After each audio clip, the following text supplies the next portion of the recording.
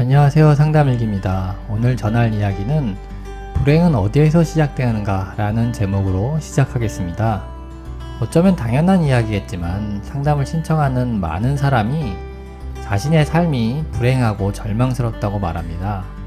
그리고 불행의 원인이 해결하기 어려운 크고 복잡한 이유에 있다고 믿고 있었습니다. 물론 이들의 말처럼 견디기 힘든 이유, 예를 들어 소중한 사람의 상실이나 큰 실패와 같은 현실적인 문제에 직면해 있는 때도 있는 것이 사실입니다.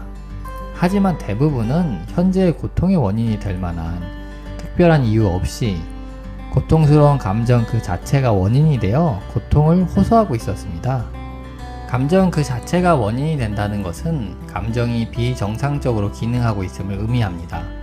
편안함을 느껴야 하는 상황에서 불안함을 느끼고 즐거워야 하는 순간에도 분노하며 가까운 사람과 함께 있어도 외로움을 느끼는 비정상적인 감정 반응은 삶을 점점 피폐하게 만들어 일상생활과 대인관계를 무너뜨리고 경제활동까지 정상적으로 할 수 없게 만들 만큼 삶에 큰 위협이 됩니다.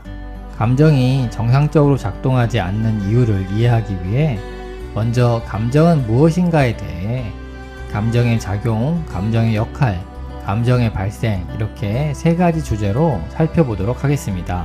첫째, 감정의 작용에 관해 설명하겠습니다. 감정, 생각, 행동 이 세 가지의 연관성을 생각해 보라고 할 때 흔히 생각이 행동의 원인이라고 여길 때가 많습니다. 그리고 감정이란 생각과 행동을 하면서 발생하는 결과물로 여기기도 합니다. 하지만 이와 다르게 감정이 가장 먼저 발생해서 행동과 생각의 원인으로 작용할 때가 많습니다. 우리가 생각과 행동 전에 감정의 발생을 인식하지 못하는 이유는 감정의 발생이 매우 빠르게 이루어지고 분노와 같이 명확하게 느껴지는 감정이 아니면 대부분 모호하고 흐릿하게 느껴지기 때문입니다. 예를 들어 당신이 고양이를 좋아한다고 가정해 보세요. 당신이 길을 가다가 고양이 한 마리를 목격했습니다. 당신은 가장 먼저 이렇게 말하게 될 것입니다. 너무 귀여워. 그리고 당신은 이렇게 생각할 것입니다. 고양이는 귀여움으로 기분 좋은 감정을 느끼게 해. 하지만 이 믿음이 사실일까요? 반대로 고양이를 무서워하는 사람은 어땠을까요? 그들에게 고양이를 보면 귀엽다는 생각이 날까요? 아마도 그렇지 않을 것입니다. 그들은 무서움이란 감정 때문에 고양이를 본 순간 고양이는 흉측해 라고 생각할 수도 있습니다.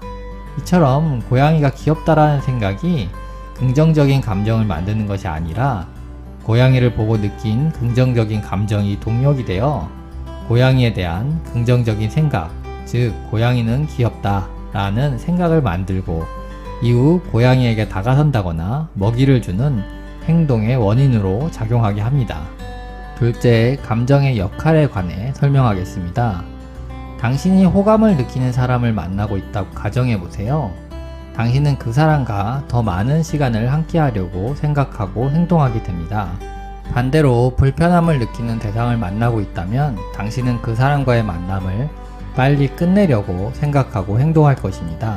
즉, 즐거움, 친밀감 같은 긍정적 감정들은 현재 경험하고 있는 상황과 대상과의 만남을 유지하고 강화하고 싶어지도록 만들고 반대로 불안, 분노와 같은 고통스러운 감정은 지금 만나고 있는 대상이나 상황을 회피하고 싶게 만드는 역할을 합니다. 따라서 감정의 역할은 자신에게 유익하다고 여기는 경험은 재현하고 반복하도록 유도함으로써 삶의 만족감을 높이고 위험하거나 유해하다고 여기는 경험은 회피하게 하여 자기를 보호하도록 하는 역할을 합니다. 셋째, 감정의 발생에 관해 이야기하겠습니다.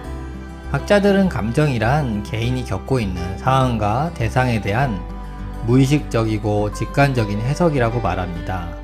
즉, 우리가 인식하고 있진 못하지만 순간적으로 상황과 대상에 대해 해석을 하고 그에 반응하도록 만들어진 것이 감정이란 의미입니다. 해석한다는 것은 번역한다는 것과 유사합니다. 번역을 위해서는 쓰인 글을 상응하는 다른 언어로 바꾸는 것을 의미합니다. 해석 또한 현재 상황을 자신의 언어로 번역하는 과정입니다. 자신의 언어란 과거의 경험이 바탕이 됩니다. 예를 들어 어릴 때 개를 기르면서 개와의 즐거운 추억을 가졌던 사람이라면 길을 걷다 산책하는 개를 만났을 때 기쁨, 친밀감, 즐거움과 같은 감정이 발생할 수 있습니다. 즉, 과거에 개를 길렀던 경험이 자신의 언어가 되어 현재 만나는 개와의 경험을 긍정적으로 해석하면서 기쁨, 친밀감, 즐거움이라는 감정을 발생시키는 것입니다. 또 다른 예로 상담을 신청했던 한 분은 직장 상사에 대해 이유도 없이 불편함과 분노를 느끼곤 했습니다. 그분이 직장 상사에 대해 불편함과 분노를 느끼도록 해석한 이유는 직장 상사의 모습이 어릴 적 이유 없이 수시로 자신에게 화를 냈던 아버지와 닮아서였습니다. 우리는 매 순간 자신이 경험하는 모든 것을 해석을 통해 감정을 느끼고 있습니다. 잠들어 있는 순간까지 꿈을 통해 감정을 느끼게 됩니다. 감정은 과거의 경험을 바탕으로 현재를 해석하면서 긍정적 혹은 부정적 기분을 느끼게 하고 생각과 행동에 강력한 동인으로 작용하며 삶의 만족을 높이거나 자신을 보호하는 역할을 한다는 것을 감정이란 무엇인가에 대한 설명으로 이야기하였습니다. 그리고 지금까지의 설명을 통해 감정이 비정상적으로 발생하는 이유를 여러분도 어느 정도는 추측할 수 있으리라 생각하며 이에 대해 조금 더 구체적으로 설명하도록 하겠습니다. 감정이 비정상적으로 발생하는 이유는 첫째, 감정 발생, 즉 해석의 토대가 되는 과거 경험이 부정적이기 때문입니다. 예를 들어 성장 과정에서 부모의 무시나 비난을 많이 당했다면 이후 타인과의 관계를 해석할 때 사람들이 나를 무시한다, 나를 비난한다 라고 무의식적이고 직관적으로 해석하기 쉽습니다. 그리고 이 해석은 불안, 분노, 두려움과 같은 고통스러운 감정을 느끼게 만들고 상황이나 대상을 회피하고 싸우도록 생각하고 행동하게 유도합니다.